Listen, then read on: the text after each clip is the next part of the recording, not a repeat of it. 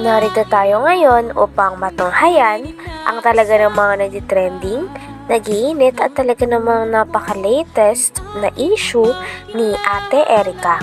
Sa pagpapatuloy nga ng ating istorya ay nung pumunta si Kalingap Val Santos Matubang sa bahay dati nila Ate Erica, ay nakausap niya nga ang tita nito, ang lolo nito at ang lola niya. At dito nga nilabas ng hinaindi ng kanyang tita na talagang simula daw nagkapera sila Ate Erica ay nagbago na daw ang kanyang ugali. Dati kasi nung wala pa silang pera ay damay-damay at sama-sama daw silang magpapamilya. Ngunit ngayon ay bigla na lang daw nilang iniwan ang kanyang pamilya at hindi na kinakamusta. Nagtampo rin naman po kami kaunti sa kanila kasi po nung time po na 50-50 na rin po yan si mama eh.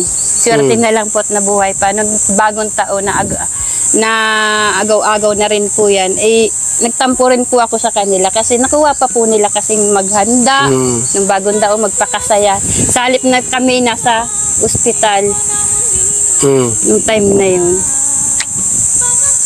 Talagang hindi naman baga po sa Kuya Val, grabe, nasabon mo ako doon na naiingit. Naiingit ka pero hindi po kuya, di ako naiingit. Ang ano ko lang po talaga yung kagaya po nung dati nung wala pa silang mga pera, yung damay-damay kami.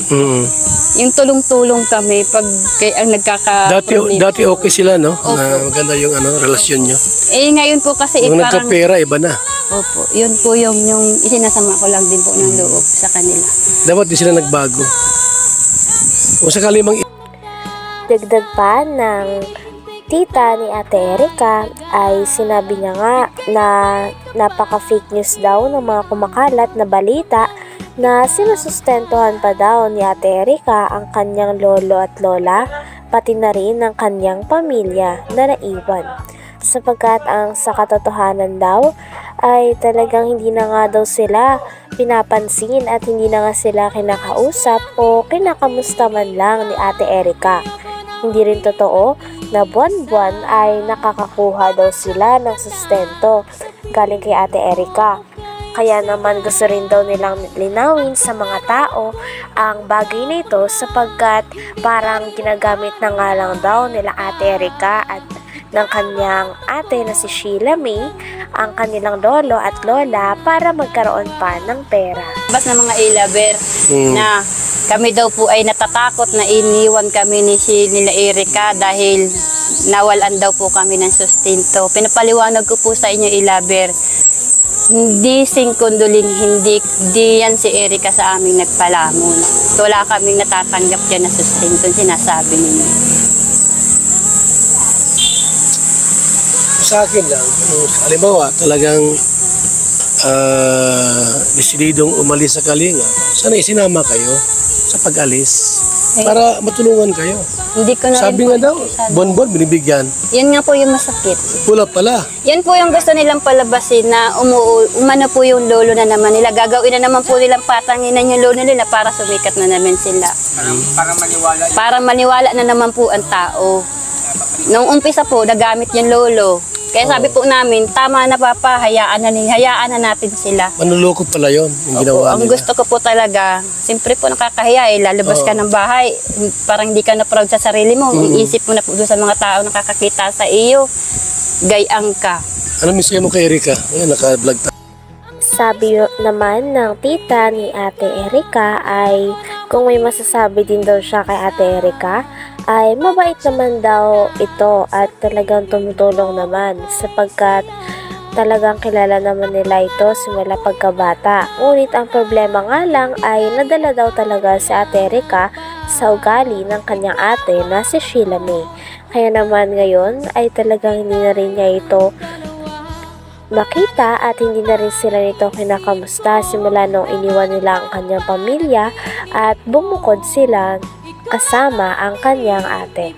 Sabi naman ni Kuya Val Santos Matubang ay may balak daw siya na papuntahin si Erica at si Sheila May at pagharap-harapin kasama ang lolo at lola pati na rin ang tita nito na marami. Mano po yung lolo na naman nila. Gagawin na naman po nilang patanginan yung lolo nila para sumikat na naman sila. Para maniwala na naman po ang tao. Nung umpisa po, nagamit yung lolo. Kaya sabi po namin, tama na papa, hayaan na natin sila. Manluloko pala yon yung ginawa Ang nila. gusto ko po talaga, siyempre po nakakahiya lalabas ka ng bahay, parang hindi ka na proud sa sarili mo, iisip mo na po doon sa mga tao nakakakita sa iyo, gayang ka. Ano mensahe mo kay Erika? Ayan, naka-vlog tayo. Ano mensahe mo kay Erika?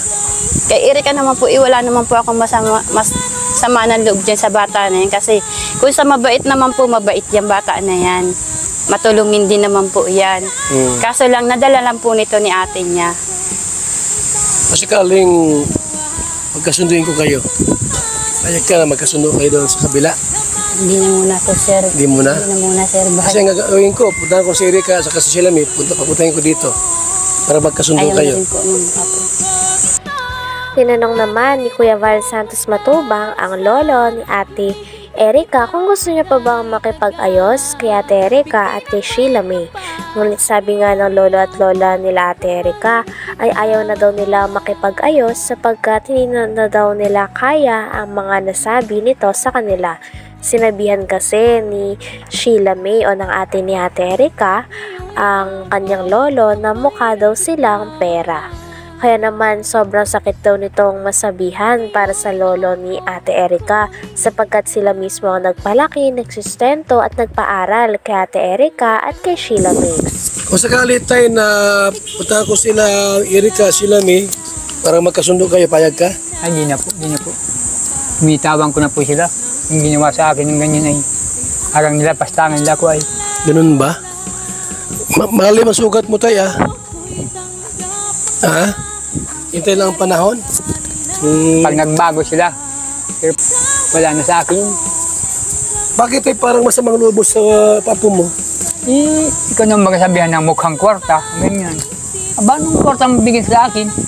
At sasabihin sila, Siya may sabing mukhang kwarta ka. si Silam, Mukhang kwarta ka daw? itong tanda kong ito, sabihin ako ng ganyan. Walang kaugali. Grabe naman. Hindi dapat bilang isang apo, huwag magsalita ng ganon. Sa lulo na sabihang mukhang pera. Saan sila nang galing? Sa amin, nagpalaki. Kami nagparal, kami nagpalaki kanila. Sabi nga ng lolo ni Ate Erika ay hindi na daw talaga nila hinahangad na magkaayos sila ng kanyang mga apo. Maski nga daw ng mama nito sapagkat imbis daw na ituwid ng mama nila Ate Erika ang mga pagkakamali na ginagawa nila sa lolo at lola nila na nagpalaki sa kanila ay hindi daw ganito ang nangyari sapagkat kumampi pa daw ang mama ni Ate Erika at ni Sheila May sa kanilang dalawa kahit na marami silang nagawang masama sa kanyang lolo at lola at mga nasabi na talaga namang dumurog sa puso ng kanilang lolo. Sabi nga ng lolo ni Ate Erika ay parang wala na daw talagang pag-asa dahil ayaw niya na rin makita ang dalawa dahil feeling niya daw ay talagang nalapastangan siya sa mga sinabi sa kanya ng mga apo na kanyang pinalaki. Ayaw ko na. Mas hindi kayo magkasurundo. Hindi ko na hinagad na magkaalis pa kami. Maski yung ina niya. Yung ina wala din namang kwansan. Anak mo yung ina. Po. Pero bakit ayaw mong anak mo? Ay, hindi nga po marunong magpangaral sa anak. Dapat isang magulang, pangaralan niya anak niya para matuwid. Matuwid yung anak niya. Ay wala. Kampi pa. Kampi pa dun sa anak. Pinagsisiraan pa nga yung nanay niya. Yan daw ay talagang naghahambog lang. Magkasakit. Bakit ganun sila? Ay, awan ko dun. Hindi ko alam. Ha? Ilabe.